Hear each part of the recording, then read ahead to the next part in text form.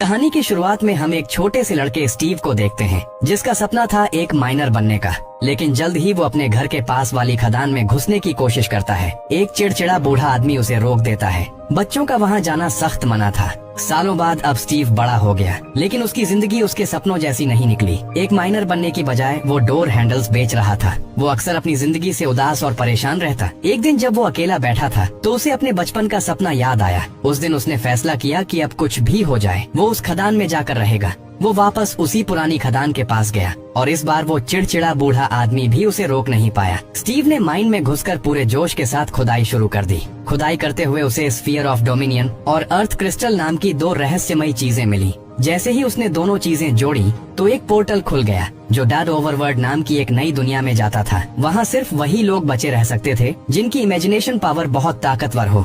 Steve ने तुरंत चीजें बनानी शुरू कर दी। उसने वहाँ घर बनाए और अलग अलग तरह की बिल्डिंग्स भी। एक दिन उसने एक गुलाबी भेड़ देखी जिसकी ऊन से उसने एक और घर बना दिया। इसी तरह एक दिन उसे एक शिकारी भेदिया भी मिला जो शुरुआत में तो उस पर हमला करने आया, लेकिन स्टीव ने उसे एक रसीली हड्डी दी और वो भेदिया भी उसका दोस्त बन गया। स्टीव ने उसका नाम रखा डेनिस। उस दिन से दोनों पक्के दोस्त हो गए। स्टीव अपनी सपनों की डायरी से चीजें बनाता गया। इसी तरह कई साल बीत गए। एक दिन ओवरवर्ल्ड के कोने में उसे एक सुनसान पोर्टल मिला। उसके पास ही एक ब्लॉक भी मौजूद था जिसे पोर्टल में लगाते ही वो एक्टिवेट हो गया। डेनिस बिना सोचे समझे पोर्टल में कूद गया, जिसके बाद स्टीव को भी उसके पीछे जाना पड़ा। उस दूसरी दुनिया में स्टीव को सुअर जैसे जीव मिले जिनका नाम था पिगलेट्स। ये सब मलोशा नाम की एक शैतान जादूगरनी के गुलाम थे। मलोशा ने अपनी पूरी जिंदगी एक चीज को ढूंढने में लगा दी थी जिसका नाम था स्फीयर ऑफ डोमिनियन, जो कि स्टीव के पास मौजूद था। जैसे ही मलोशा ने स्टीव से वो स्फीयर लिया तो उसने खुद को अपने पूरे इलाके की रानी घोषित कर दिया। उसका मकसद था ओवरवर्ल्ड के ऊपर कब्जा करना।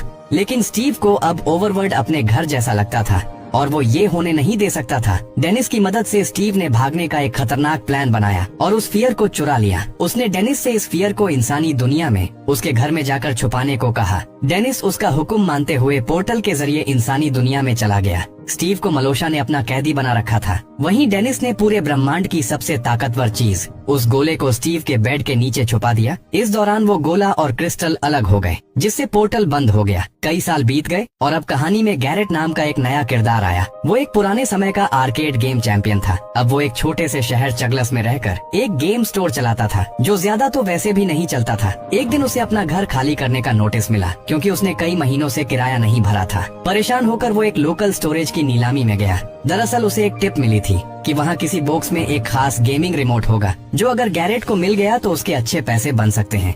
गैरेट ने $900 देके एक स्टोरेज यूनिट खरीद लिया, ये सोचकर कि शायद उसे वो रिमोट मिल जाएगा। लेकिन डब्बे खोलने पर उसे कुछ भी खास नहीं मिला। सारा फालतू सामान। अपनी इस परेशानी में गैरेट ने नोटिस ही नहीं किया कि उसके पाँव के पास फियर ऑफ डोमिनेंस और अर्थ क्रिस्टल पड़े थे।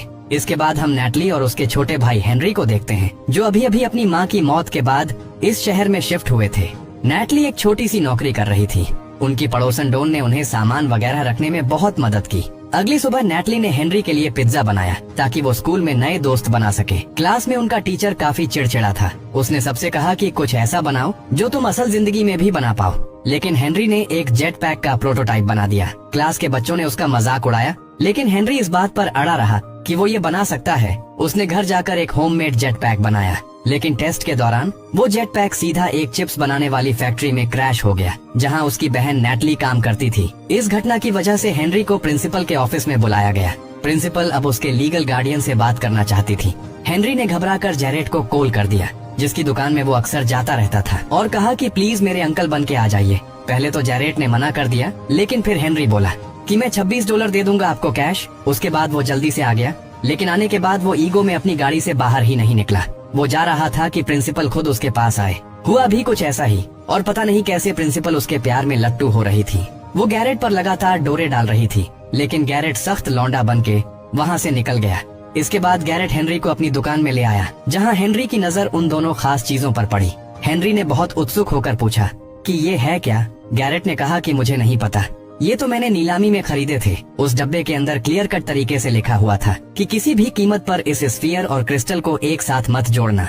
लेकिन अब ये पढ़ने के बाद तो उनका और ज्यादा मन कर रहा था कि इनको जोड़कर देखते हैं क्या होगा, और उन्होंने किया भी बिल्कुल ऐसा ही। जिसके बाद वो अचानक से उस खाली गुफा में पहुंच गए। उनके हर कदम को स्टीव का भेड़िया डेनिस दूर से देख रहा था। तभी नेटली को ध्यान आया कि हेनरी स्कूल से अब तक वापस क्यों नहीं आया। वो डॉन के साथ उसे ढूंढने निकल पड़ी। एक ट्रैकिंग ऐप की मदद से उसने हेनरी के फोन की लोकेशन पता की। माइन के अंदर गैरेट और हेनरी को एक ओवरवर्ल्ड पोर्टल मिला। इतने में नेटली और डॉन भी वहाँ आ गए। तभी वो रहस्यमय क्यूब चमकने लगा और एक अलग सी एनर्जी दिखाई देने लगी जो हेनरी को ओवरवर्ल्ड में खींच के ले गई। बाकी सबने उसे पकड़कर उसे रोकने की कोशिश की, लेकिन कुछ ही सेकंडों में चारों लोग उस पोर्टल में खींचे चले गए। जब उनकी आंखें खुली तो वो ओवरवर्ल्ड में खड़े थे, एक नई और अजीब सी दुनिया जहाँ सब कुछ रंगीन और जिंदा लग रहा था। तभी गैरेट की नजर एक गुलाबी भेड़ पर पड़ी, जिससे उसने पूछा कि सोना कहाँ मिलेगा। साथ ही एक गांव वाला उस खुले हुए पोर्टल को देखकर इंसानों की दुनिया में पहुँच गया। उधर मलोशा की उस नर्क जैसी नगरी नेदर में भी एक पोर्टल खुल गया, जिसे देखकर मलोशा समझ गई कि वो जादुई गोला वापस ओवरवर्ल्ड में आ चुका है। वो सीधा स्टीव के पास गई जो अब तक उसकी गिरफ्त में था।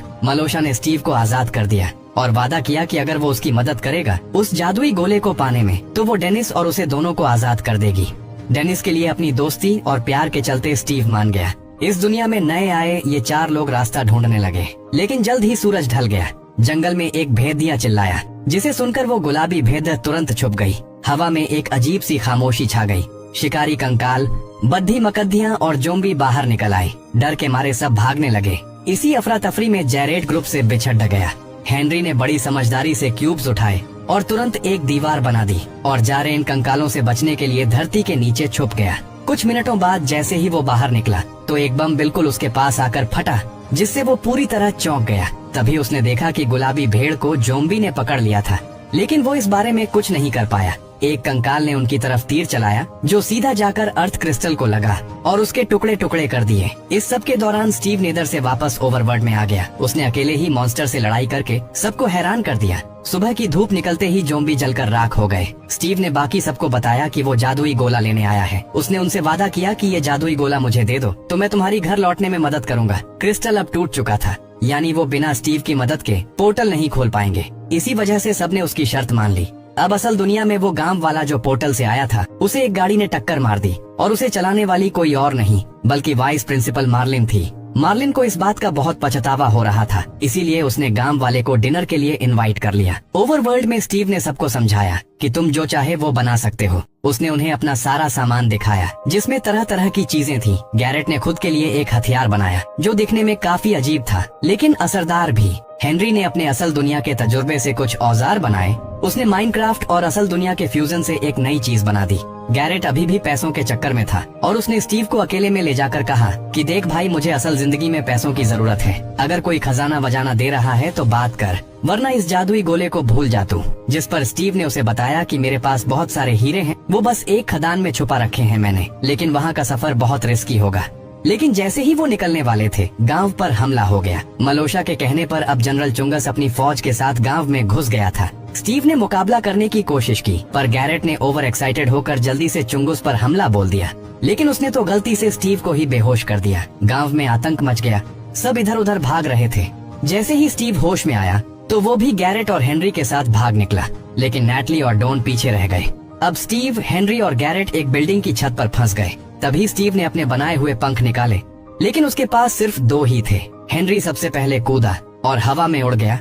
फिर गैरेट की बारी आई और जल्द ही स्टीव ने भी छलांग लगा दी। उसके पास पंख नहीं थे, तो वो प्लान के मुताबिक गैरेट से चिपक गया और तीनों किसी तरह से वहाँ से बचकर निकल गए। लेकिन पिगलिन्स ने भी हार नहीं मानी और उनका पीछा करते रहे, पर काफी देर की जद्दोजहद के बाद वो पिगलिन्स को चकमा देकर निकल ही गए। अचानक स्टीव ने एक पानी की बाल्टी को जमीन पर डाला और नीचे एक तालाब बन गया, जिसमें वो तीनों सुरक्षित लैंड कर गए। तभी असली दुनिया में मार्लिन उसी गांव वाले के साथ डिनर एंजॉय कर रही थी। डिनर के दौरान उसने बताया कि उसका हाल ही में डिवोर्स हुआ है और वो गांव वाला बिना कुछ कहे चुपचाप उसकी बातें सुनता रहा। ओवरवर्ल्ड में स्टीव ने बताया कि अगर मेलोशा को वो जादुई गोला मिल गया तो वो ओवरवर्ल्ड को पूरी तरह बर्बाद कर देगी, वो भी उसमें मौजूद सभी लोगों के साथ। अब उसे समझ नहीं आ रहा था कि वो अपने दोस्त डेनिस को बचाए या ओवरवर्ल्ड नाम की इस खूबसूरत दुनिया को। अब चुंगूस अपने मिशन में फेल हो चुका था और मलोशा का सब्र अब खत्म हो रहा था। गुस्से में आकर उसने अपने सबसे ताकतवर हथियार का इस्तेमाल किया, जिसे वो दी ग्रेट बोर कहती थी। वो एक विशालकाय, एक खतरनाक सुअर था। उसने सीधा आर्डर दिया कि चुंगूस को खत्म कर दो और ग्रेट बोर ने बिना देर किए उसके हुक्म का पालन किया। इसके बाद मलोशा चिल्लाई, वो जादुई गोला हर हाल में मेरे लिए लेकर आओ। इस बीच नैटली और डॉन को रास्ते में एक भेड़िया मिला। बिना डरे डॉन ने एक हड्डी निकाली और उस भेदिये को दे दी। उसे उम्मीद थी कि वो भेदिया उस पर भरोसा करेगा। जब उसने भेदिये के गले में कॉलर देखा जिस पर डेनिस लिखा था, तो वो समझ गई कि ये स्टीव का ही भेदिया है और भेदिये ने भी उन्हें स्टीव तक ले जाने का फैसला किया। वो दोनों उसके पीछे पीछे चल दिए और कुछ देर बाद स्टीव की लोकेशन तक जा पहुंचे। स्टीव, हेनरी और गैरेट इस वक्त एक पुरानी खदान में घुस चुके थे, जहां स्टीव ने अपने सारे हीरे छुपा कर रखे थे। लेकिन जल्द ही स्टीव को वहां कुछ अजीब महसूस हुआ। तभी अचानक उसे एक अजीब सी बदबू आई। वो समझ गया था कि आगे खतरा है। तीनों जल्दी से एक माइन कार्ट में बैठे और फुल स्पीड में निकल गए। लेकिन जैसे ही वो थोड़ा आगे पहुँचे तो कार्ट में लगे रेडस्टोन की पावर खत्म हो गई और माइन कार्ट रुक गया।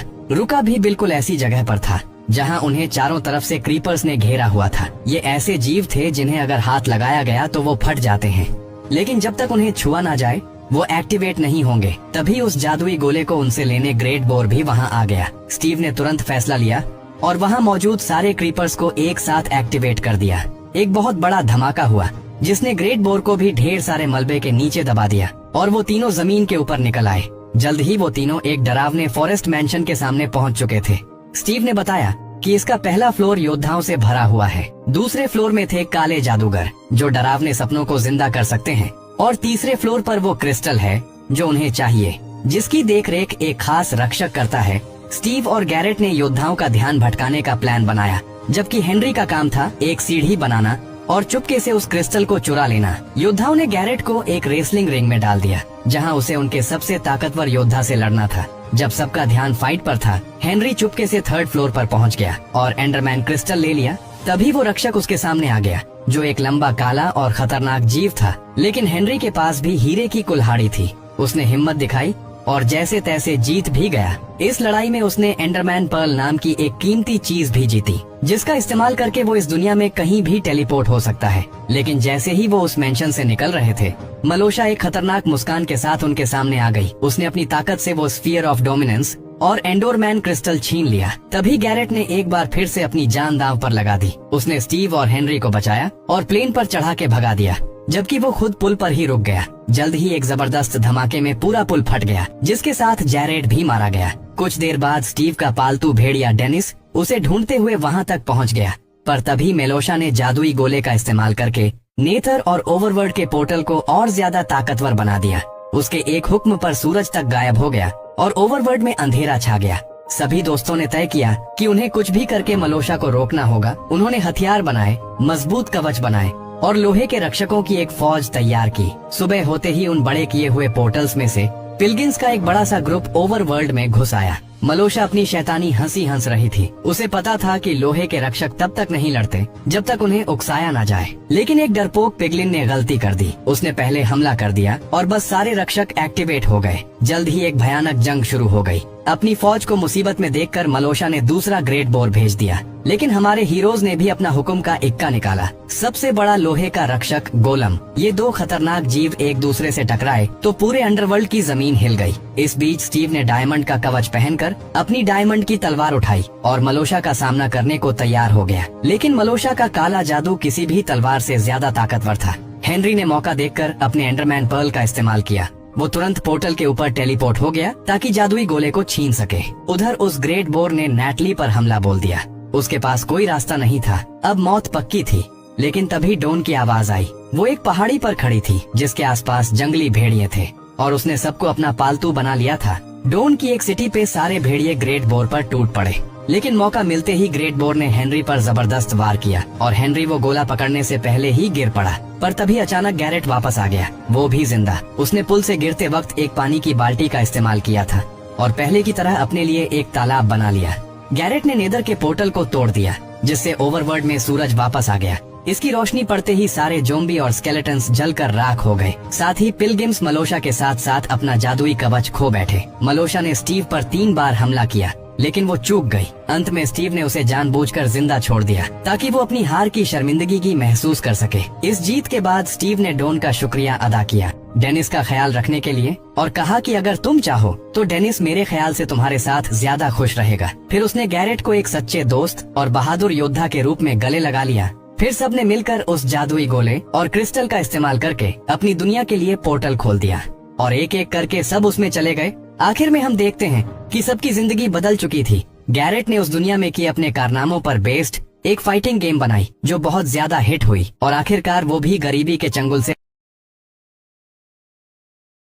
कहानी की शुरुआत एक ऐसी रहस्यमयी दुनिया से हुई जो धरती की सतह से हजारों किलोमीटर नीचे बसी हुई थी, जहां आसमान से लेकर पानी की गहराइयों तक खतरनाक जीवों का आतंक फैला हुआ था। यहीं हमें इस दुनिया का रक्षक किंग कॉन्ग दिखाई दिया, जो एक छोटे बंदर के साथ झील के किनारे पहुंचा था, लेकिन उसे जरा भी अंदाजा नहीं था कि वो एक पहले से बिछाए जाल में फंसने वाला है। छोटे बंदर ने अचानक महसूस कर लिया कि सामने झील के अंदर कोई बड़ा खतरा छुपा है। फिर भी उसने जानबूझकर कॉन्ग को पानी में उतरने के लिए उकसाया, लेकिन उसकी चालाकी कॉन्ग से छुप नहीं सकी। उसने बस आसपास की हवा को हल्के से सूंघा और तुरंत समझ गया कि आज उसे अच्छा शिकार मिलने वाला है। इसके बाद कॉन्ग बिना कुछ कहे सीधे झील में उतर गया और आराम से नहाने लगा। उधर छोटा बंदर घबरा गया कि कहीं उसकी चाल पकड़ी न जाए, इसलिए वह पानी पीने का नाटक करने लगा। तभी अचानक एक अजीब सा जीव तेज रफ्तार से उनकी तरफ बढ़ने लगा। नहाते वक्त कॉन्ग को भी खतरे का एहसास हो गया। उसने जैसे ही पीछे पलट कर देखा, तभी एक विशाल ड्रैगन अपना बड़ा मुंह खोलकर उस पर झपट पड़ा। ये देखकर छोटा बंदर समझ गया कि उसकी योजना सफल हो गई है और वह तुरंत किनारे की तरफ भागने लगा ताकि खुद को बचा सके। उधर कॉन्ग जमीन पर हर तरह की लड़ाई जीत चुका था, लेकिन पानी में इस तरह के दुश्मन का सामना पहली बार कर रहा था। कॉन्ग उसकी चाल को समझ ही रहा था कि अचानक ड्रैगन उसे खींचकर सीधे झील के अंदर ले गया, लेकिन उसे नहीं पता था कि गुस्से में कॉन्ग कितना खतरनाक हो जाता है। उधर छोटा बंदर यही सोच रहा था कि अब वह कॉन्ग से हमेशा के लिए बच गया है, लेकिन अगले ही पल किंग कॉन्ग का विशाल हथियार सीधे उसके सामने आ गिरा। छोटा बंदर कुछ समझ पाता उससे पहले ही कॉन्ग ने उस ड्रैगन का कटा हुआ सिर सीधे उसके सामने पटक दिया। ये देखकर छोटे बंदर को लगा कि अब कॉन्ग उसे बुरी तरह पीटेगा, लेकिन कॉन्ग ने कुछ नहीं किया, बल्कि उसने अपनी कुल्हाड़ी उठाकर उसे आगे बढ़ने का इशारा कर दिया। दरअसल बंदर नहीं जानता था कि किंग कॉन्ग अपने जैसे किसी को ढूंढने के लिए हजारों सालों से इस दुनिया में अकेला भटक रहा था। वह हर दिन भूखा रहता था और अक्सर यहाँ के खतरनाक भेड़िए उसे दौड़ा दौड़ा कर परेशान करते रहते थे। जब सैकड़ों भेड़िए उसके पीछे पड़ जाते, तब वह छलांग की मदद से किसी तरह बच निकलता, लेकिन इस बार भेड़ियों के झुंड ने उसका पीछा नहीं छोड़ा। वे लगातार उसे घेरने की कोशिश करते रहे। आखिरकार जब उसके सामने गहरी खाई आ गई और भागने का कोई रास्ता नहीं बचा, तब वह मजबूर होकर पलटा और लड़ने के लिए तैयार हो गया। भेड़िए सोच रहे थे कि इस बार शिकार आसान होगा, लेकिन उन्हें अंदाजा नहीं था कि किंग कॉन्ग पहले से ही जाल बिछाकर बैठा था। जैसे ही एक भेड़िए ने छलांग लगाई, तभी अचानक कॉन्ग का जाल एक्टिव हो गया और भेड़िया तुरंत ट्रैप में फंस गया।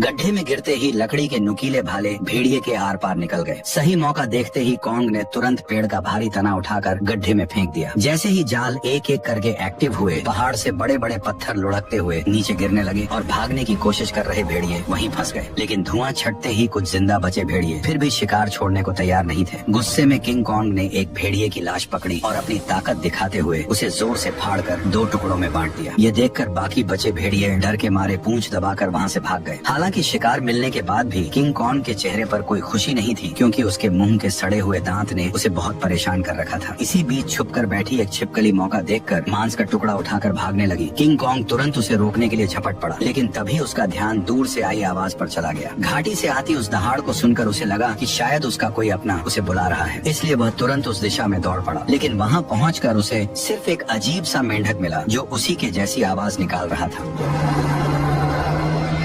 सालों तक भटकने के बाद भी वह अकेला था और यही खालीपन उसे भीतर से तोड़ रहा था। आखिरकार दांत की तकलीफ ने उसे इंसानों से मदद मांगने पर मजबूर कर दिया। वह ना चाहते हुए भी इंसानी दुनिया में दाखिल हो गया। वहाँ पहुँचते ही किंग कॉन्ग पहाड़ी पर गिर पड़ा और मदद का इंतजार करने लगा। तभी किस्मत से वैज्ञानिकों की नजर उस पर पड़ गई, लेकिन घबराहट में इंसानों ने सुरक्षा के लिए उसे भारी मात्रा में एनेस्थीसिया दे दिया, जिससे वह वहीं बेहोश हो गया। इसके बाद उन्होंने शहर के सबसे मशहूर डेंटिस्ट को बुलाया। डेंटिस्ट ने बिना एक पल गवाए उस सड़े हुए दांत को उखाड़ने के लिए मजबूत स्टील के तार को कसकर बांध दिया। इतने में ही कॉन्ग ने मुंह से सड़ी हुई बदबू छोड़ दी। सारी तैयारी पूरी होने के बाद जैसे ही स्पेसक्राफ्ट ने अचानक ऊपर उड़ान भरी, तभी एक झटके के साथ किंग कॉन्ग का विशाल दांत बाहर निकल आया। जब किंग कॉन्ग होश में आया तो उसने देखा कि उसका पुराना दांत अब एक मजबूत टाइटेनियम के दांत में बदल दिया गया है। इस नए दांत के साथ उसके अंदर जबरदस्त ताकत आ गई, जिससे उसे लगा कि अब वह किसी को भी हरा सकता है। लेकिन तभी लैब में अचानक किंग कॉन्ग की दुनिया से एक इमरजेंसी सिग्नल आया, जिसने सब कुछ चौंका दिया। इस सिग्नल की सच्चाई जानने के लिए वैज्ञानिकों ने तुरंत एक रेस्क्यू टीम तैयार की और मिशन शुरू किया। उन्होंने किंग कॉन्ग के साथ उस पोर्टल में छलांग लगा दी जो सीधे कॉन्ग की दुनिया में जाता था। जैसे ही वे आगे बढ़े, उनका स्पेसक्राफ्ट तेज रफ्तार से नीचे की ओर खींचने लगा और कुछ ही पलों में वे उस रहस्यमयी दुनिया में दाखिल हो गए। घर पहुंचते ही कॉन्ग ने देखा कि उसका खाना चोरी हो चुका है। उसने तुरंत अपनी कुल्हाड़ी उठाई और सीधे चट्टान के ऊपर पहुंच गया। वहां उसने देखा कि गहरी दरार के अंदर से हल्की नीली रोशनी निकल रही थी, जिसने उसका ध्यान खींच लिया। सच जानने के लिए उसने बिना सोचे सीधे उस गहराई में छलांग लगा दी। घुप अंधेरे में पहुंचते ही उसकी कुल्हाड़ी अपने आप चमकने लगी। रोशनी पड़ते ही उसे दिखा कि चारों तरफ अजीब चमकदार पत्थर फैले हुए हैं जो इस रोशनी पर रिएक्ट कर रहे थे। तभी अचानक दूर से भयानक दहाड़ की आवाज गूंज उठी। वह उस आवाज का पीछा करते हुए झरने के पार पहुंचा, जहां उसे एक नई छिपी हुई दुनिया दिखाई दी। धीरे धीरे आगे बढ़ते हुए उसे अजीब सी बदबू महसूस हुई जो उसे अपनी ओर खींच रही थी। अचानक उसके सामने एक बेहद खतरनाक और विशाल साया उभर आया, जिसे देखते ही किंग कॉन्ग ने तुरंत अपनी कुल्हाड़ी उठाकर मुकाबले के लिए खुद को तैयार कर लिया। जैसे जैसे दोनों के बीच दूरी कम होती गई, वह विशाल साया धीरे धीरे छोटा होता गया और जब सामने आया तो सच्चाई कुछ और ही निकली। असल में वह कोई राक्षस नहीं बल्कि एक छोटा सा मासूम पीले बालों वाला बंदर था, जिसे देखकर वह खुद भी चौंक गया। हजारों सालों में पहली बार अपने जैसे किसी को देखकर किंग कॉन्ग तुरंत झुक गया और अपना हथियार नीचे रख दिया। इसके बाद उसने बंदर से दोस्ती करने के लिए अपना हाथ आगे बढ़ाया। उसे लगा था कि छोटा बंदर भी उसी की तरह अपने जैसे किसी को देखकर खुश होगा, लेकिन अचानक उसने किंग कॉन्ग को जोर से काट लिया।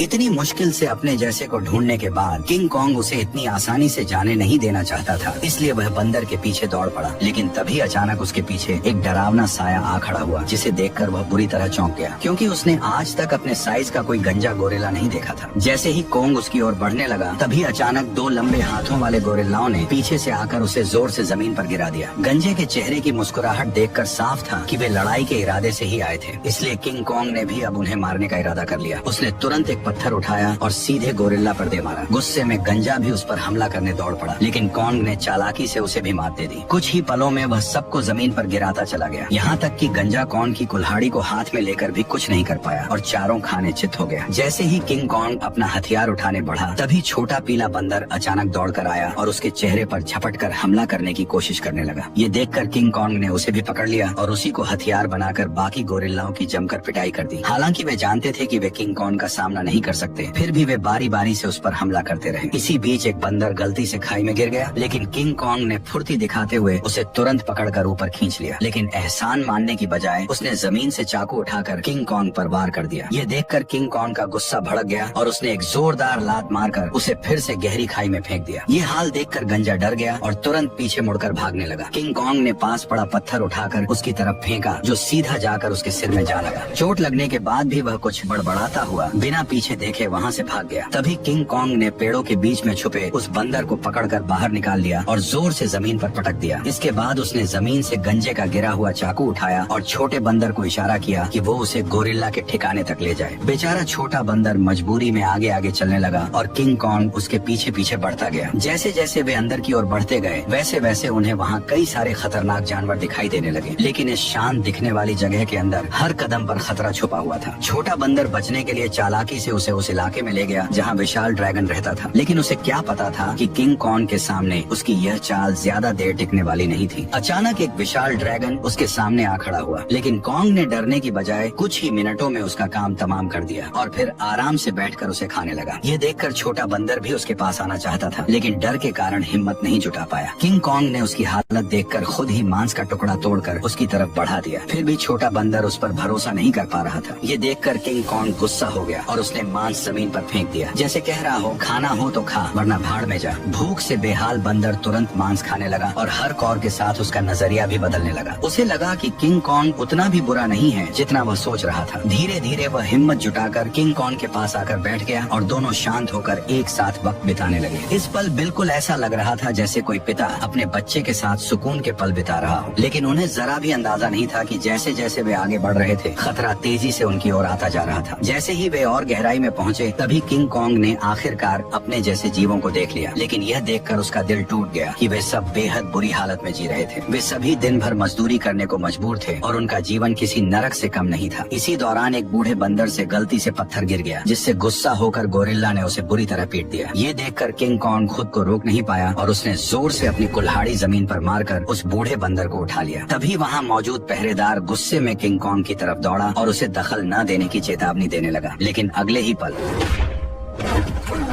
किंग कॉन्ग की हिम्मत ने बाकी बंदरों में उम्मीद जगा दी। लेकिन उसी वक्त भागा हुआ गंजा ये सब देख रहा था। उसने तुरंत जाकर यहाँ के राजा स्कार किंग को सब कुछ बता दिया। गोरिल्ला की बातें सुनते ही स्कार किंग का गुस्सा फूट पड़ा। जैसे ही वो अपने सिंहासन से उठा, रास्ते में आने वाले सभी बंदर उसके सामने झुकते चले गए। लेकिन किंग कॉन्ग बिना डरे वहीं खड़ा रहा। स्कार किंग ने ध्यान से उसे देखा और कॉन्ग के मुंह में लगे स्टील के दांत को देखकर वो हंस पड़ा। लेकिन अगले ही पल उसने अपना गुस्सा निकालने के लिए एक बंदर को लात मारकर धधकते लावा में फेंक दिया। ये देखकर किंग कॉन्ग का गुस्सा अपने चरम पर पहुंच गया। अपनी ताकत दिखाने के लिए स्कार किंग ने अपने कंधे से हथियार निकाला और किंग कॉन्ग को सबक सिखाने के लिए खुद को तैयार कर लिया। किंग कॉन्ग ने भी तुरंत अपनी कुल्हाड़ी उठा ली और दोनों के बीच भयंकर लड़ाई शुरू हो गई। लंबे हथियार का फायदा उठाते हुए उसने अचानक हमला कर दिया और किंग कॉन्ग एक पल के लिए भी संभल नहीं पाया। स्कार किंग ने हथियार पर लगे क्रिस्टल की मदद से कॉन्ग पर कई सारे वार कर दिए। गुस्से में आकर कॉन्ग उस पर टूट पड़ा। ताकत के मामले में वह किंग कॉन्ग के सामने टिक नहीं सकता था, इसलिए वो कॉन्ग से दूरी बनाकर लगातार वार करने लगा और किंग कॉन्ग धीरे धीरे पीछे हटने पर मजबूर हो गया। इसी बीच किंग कॉन्ग की कुल्हाड़ी भी उसके हाथ से छूटकर जमीन पर गिर गई। मौका पाकर उसने अपने हथियार से किंग कॉन्ग का गला जकड़ लिया और उसे काबू में करने की कोशिश करने लगा। स्कार किंग को लगा कि अब उसने लड़ाई जीत ली है, लेकिन किंग कॉन्ग ने पूरी ताकत लगाकर उसे उठाया और जोर से जमीन पर पटक दिया। किंग कॉन्ग ने कुछ ही देर में उसे चित कर दिया। तभी स्कार किंग ने तय किया कि वह उसे उसकी असली ताकत दिखाकर ही मानेगा। जैसे ही उसके हथियार में लगा पत्थर चमकने लगा, तभी अचानक गोरिल्लाओं ने पत्थर गिराकर लावा का रास्ता रोक दिया। ठीक उसी पल गुफा में छिपे खौफनाक राक्षस की आंखें दिखाई देने लगी। तपती जमीन अचानक बर्फ बन गई और बाहर निकला वही विशाल जीव टाइटन शीमो, जिसने कभी पूरी दुनिया को बर्फ में जकड़ लिया था। स्कार किंग ने तुरंत उसे कॉन्ग पर हमले का हुक्म दिया, लेकिन शीमो इस हुक्म से खुश नहीं दिख रहा था। जैसे ही उस पर दबाव बढ़ाया गया, वह दर्द से तड़प उठा और मजबूरी में उसने हमला कर दिया। किंग कॉन्ग ने फुर्ती दिखाते हुए तुरंत छलांग लगाई और पहले वार से खुद को बचा लिया। इसके बाद उसने अपनी कुल्हाड़ी सामने रखकर खुद को संभालने की कोशिश की, लेकिन शीमो की ताकत के सामने उसकी सारी कोशिशें कमजोर पड़ने लगी। देखते ही देखते उसका हाथ जमने लगा और बर्फ में बदलता चला गया। इस अचानक हुए हमले से उसका दाहिना हाथ बुरी तरह घायल हो गया और वह कमजोर पड़ने लगा। मौका देखकर स्कार किंग ने तुरंत उसे खत्म करने का आदेश दे दिया। जैसे ही अगला हमला होने वाला था, तभी पीछे से छोटा बंदर सुरंग की ओर इशारा कर उसे तुरंत भागने को कहने लगा। उसी समय शीमो ने मजबूरी में फिर से हमला कर दिया। ये देखकर किंग कॉन्ग तुरंत मुड़ा और तेजी से सुरंग के अंदर घुस गया।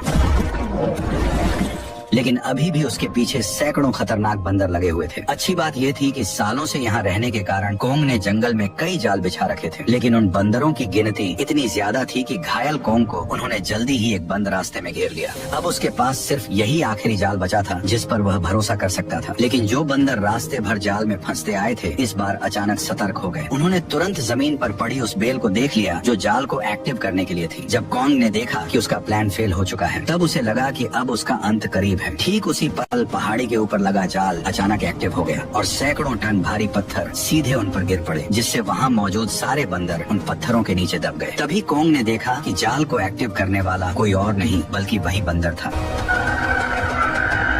अब कॉन्ग बुरी तरह घायल था और लड़ने की हालत में नहीं था, इसलिए वह छोटे बंदर के सहारे इंसानों के पास लौटने लगा। लेकिन उसे अंदाजा नहीं था कि अभी भी एक बंदर जिंदा बच गया है। उधर कॉन्ग के साथ आए वैज्ञानिकों ने देखा कि उनका बेस पूरी तरह तबाह हो चुका है। तभी उनकी नजर चट्टान के ऊपर बने एक विशाल हाथ के निशान पर पड़ी, जिससे उन्होंने अंदाजा लगाया कि इस दुनिया में कॉन्ग जैसे और भी विशाल जीव मौजूद हैं। जल्द ही वे जंगल की गहराई में पहुंच गए, जहां उन्हें एक छुपा हुआ यंत्र दिखाई दिया। जैसे ही लड़की ने उसे दबाया, उसी पल कई जगहों से पानी बहकर नीचे आने लगा। वह पानी मिलकर एक तेज धारा बन गई और जंगल के अंदर की ओर बहने लगी। वैज्ञानिक उसका पीछा करते करते एक रहस्यमयी जादुई दीवार के सामने पहुंच गए, जिसने जंगल के अंदर एक अदृश्य जगह को छुपा रखा था। जैसे ही उन्होंने उस दीवार को छुआ, तभी उसमें नीली चमक दौड़ पड़ी। ये देखकर उन्होंने तुरंत दीवार के अंदर एक छेद कर दिया और तभी उनके सामने एक ऐसा नजारा आया जिसे देखकर उनकी आंखें खुली की खुली रह गईं। दीवार के पीछे एक ऐसी सुंदर और रहस्यमयी दुनिया मौजूद थी जिसे आज तक न किसी ने देखा था और न ही उसके बारे में सुना था। जैसे ही वैज्ञानिक वैज्ञानिकों ने इस दुनिया में कदम रखा तभी अचानक उन्हें उस दुनिया के जनजातीय लोगों ने घेर लिया। ये लोग इंसानों जैसे दिखते थे, लेकिन उनकी वेशभूषा किसी नॉर्मल इंसान से बिल्कुल अलग थी। वे लोग वैज्ञानिकों को नुकसान पहुंचाए बिना सीधे अपने कबीले के पास ले गए। वहाँ पहुंचकर उन्हें पता चला कि यह लोग हजारों सालों से धरती के नीचे रह रहे हैं और उस पोर्टल की रक्षा कर रहे हैं जो ऊपर की दुनिया से सीधे जुड़ा हुआ है। स्कार किंग सालों से इसी जगह की खोज में लगा था ताकि वो इस पोर्टल की मदद से इंसानी दुनिया पर कब्जा कर सके। ठीक उसी समय इंसानों की गंध को सूंघते हुए किंग कॉन्ग वैज्ञानिकों तक पहुंच गया, लेकिन अदृश्य दीवार की वजह से वो भीतर की दुनिया को देख नहीं सका। इसलिए कबीले के लोगों ने उस जादुई दीवार में एक दरार बना दी, जिससे कॉन्ग आसानी से अंदर घुस गया और सीधे इंसानों के बीच पहुंच गया। लेकिन उन्हें नहीं पता था कि यह सब पीछा कर रहे बंदर ने देख लिया था। जैसे ही किंग कॉन्ग इंसानों के सामने पहुंचा तभी वह कमजोर पड़ गया और सीधे जमीन पर गिर पड़ा। वैज्ञानिकों ने देखा कि कॉन्ग का हाथ बुरी तरह घायल है और अब वो कुछ भी करने की हालत में नहीं है। ये देखकर डॉक्टर ने तुरंत फैसला किया कि कॉन्ग के हाथ को पूरी तरह बदलना पड़ेगा। उसे तुरंत मैकेनिक आर्म का आइडिया आया। ये वही सुपर मैकेनिकल आर्म था जिसे इंसानों ने पहले कॉन्ग को और ताकतवर बनाने के लिए डिजाइन किया था। अच्छी बात यह थी कि यह गैजेट अभी भी तबाह हो चुके बेस के नीचे बने अंडरग्राउंड मैकेनिकल स्टोर में सुरक्षित रखा हुआ था। जल्द ही डॉक्टर उसे वहाँ से निकाल लाया और उसे सीधे कॉन्ग के शरीर के ऊपर लाकर छोड़ दिया और तभी वह मशीन खुद ब खुद कॉन्ग के जख्मी हिस्से को पहचान कर जुड़ने लगी।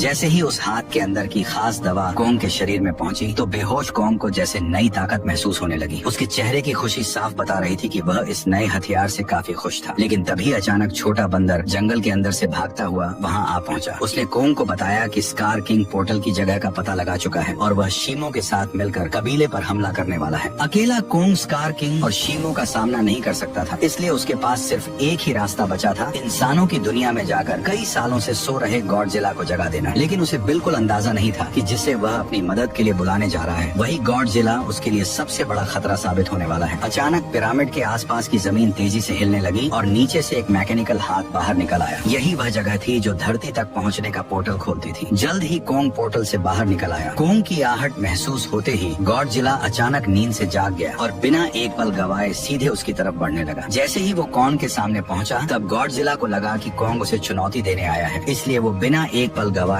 पूरी रफ्तार से उस पर टूट पड़ा। उसकी आंखों में भरा गुस्सा साफ बता रहा था कि वह कॉन्ग को जिंदा छोड़ने वाला नहीं है। तेजी से अपनी ओर बढ़ते गॉडजिला को देखकर कॉन्ग ने हाथ उठाकर उसे समझाने की कोशिश की, पर गॉडजिला अब किसी भी बात को सुनने वाला नहीं था। उसने सीधे टक्कर मारकर कॉन्ग को सैकड़ों मीटर दूर फेंक दिया।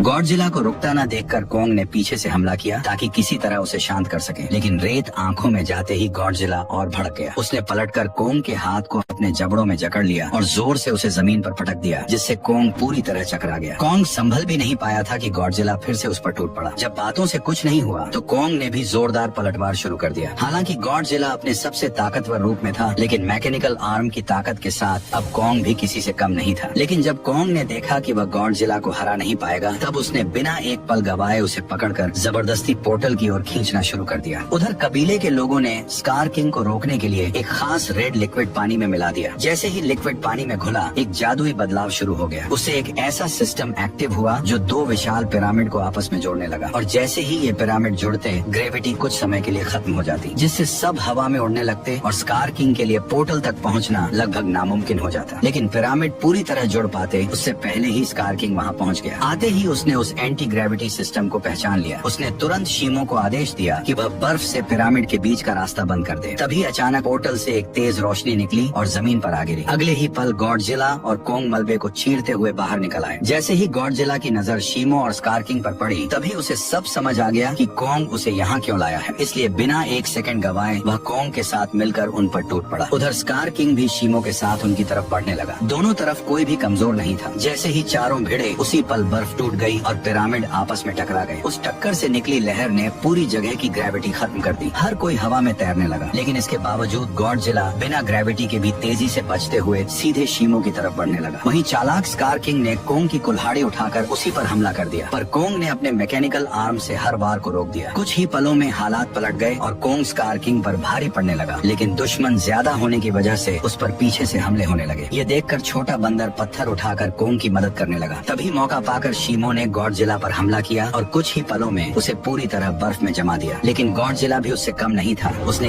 एक ही झटके में बर्फ तोड़ दी। उसी समय एंटी ग्रेविटी सिस्टम बंद हो गया और दोबारा ग्रेविटी लौट आई। मौका मिलते ही स्कार किंग कोंग की पकड़ से निकलकर सीधे पोर्टल में कूद पड़ा। उसे रोकने के लिए गॉडजिला और कोंग भी उसके पीछे कूद पड़े, लेकिन इस अफरा तफरी में कोंग की कुल्हाड़ी वहीं छूट गई। दूसरी तरफ इंसानों को अंदाजा भी नहीं था कि कितना बड़ा खतरा आने वाला है। अचानक समुद्र की लहरें जमकर बर्फ के पहाड़ में बदल गईं। अगले ही पल स्कार किंग शीमो के साथ धरती पर पहुंच गया। खुले आसमान की रोशनी पाकर उसने नीचे मौजूद इंसानों को देखकर जोरदार दहाड़ लगा दी।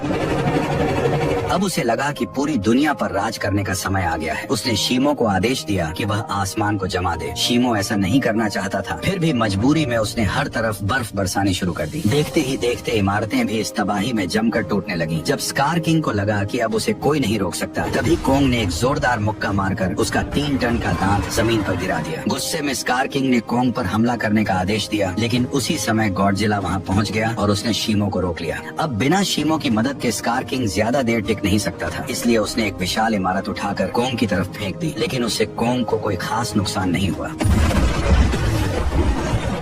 तभी अचानक शीमो पीछे से आकर कोंग के मैकेनिकल आर्म पर झपट पड़ा। शीमो ने फिर से कोंग का हाथ जमाना शुरू कर दिया। ये देखकर स्कार किंग को लगा कि अब उसकी जीत पक्की है, लेकिन उसने पीछे खड़े गुस्से से भरे गॉडजिला को नजरअंदाज कर दिया। गॉडजिला ने तुरंत अपनी पूरी ताकत जगाई और उसका शरीर बैंगनी रोशनी से चमक उठा। अगले ही पल उसने सीधे स्कार किंग पर जोरदार हमला कर दिया, लेकिन स्कार किंग घबराकर किसी तरह बच निकला। उसने अपने हथियार से पलटवार करने की कोशिश की, लेकिन गॉडजिला ने उसे पकड़ लिया और एक ही झटके में 2 हिस्सों में तोड़कर कर दिया, जिससे शीमो को कंट्रोल करने वाला क्रिस्टल नीचे गिर पड़ा। स्कार किंग उसे उठाने के लिए झपटा, लेकिन गॉडजिला ने उसे कोई मौका नहीं दिया। अब सब कुछ उस क्रिस्टल पर टिका था। जिसके हाथ में भी क्रिस्टल आता, वही इस लड़ाई को जीत पाता। उसी अहम पल में छोटे बंदर की नजर कोंग की छोड़ी हुई कुल्हाड़ी पर पड़ी। वह तुरंत छलांग लगाकर नीचे उतरा और कुल्हाड़ी उठाकर इंसानों की दुनिया में पहुंच गया। जैसे ही उसकी नजर जमीन पर पड़े उस क्रिस्टल पर पड़ी, तभी उसने बिना देर किए कुल्हाड़ी के एक वार से उसे चकनाचूर कर दिया। क्रिस्टल टूटते ही शीमो पूरी तरह आजाद हो गया। गुस्से में भरा स्कार किंग छोटे बंदर को पकड़कर मारने ही वाला था, लेकिन कोंग बीच में आकर उस पर टूट पड़ा और कुछ ही मुक्कों में स्कार किंग को चित कर दिया। अब बिना उस क्रिस्टल के स्कार किंग कमजोर पड़ चुका था। उधर आजाद हुआ शीमो गॉडजिला की तरफ देखने लगा, मानो किसी इशारे का इंतजार कर रहा हो। और फिर हजारों साल बाद उसने वही किया जो वह हमेशा से करना चाहता था। एक ही पल में उसने स्कार किंग को बर्फ की मूर्ति में बदल दिया। अगले ही पल कोंग ने उसे हवा में उछालकर पूरी ताकत से जमीन पर पटक दिया और उसके शरीर को वहीं चकनाचूर कर दिया।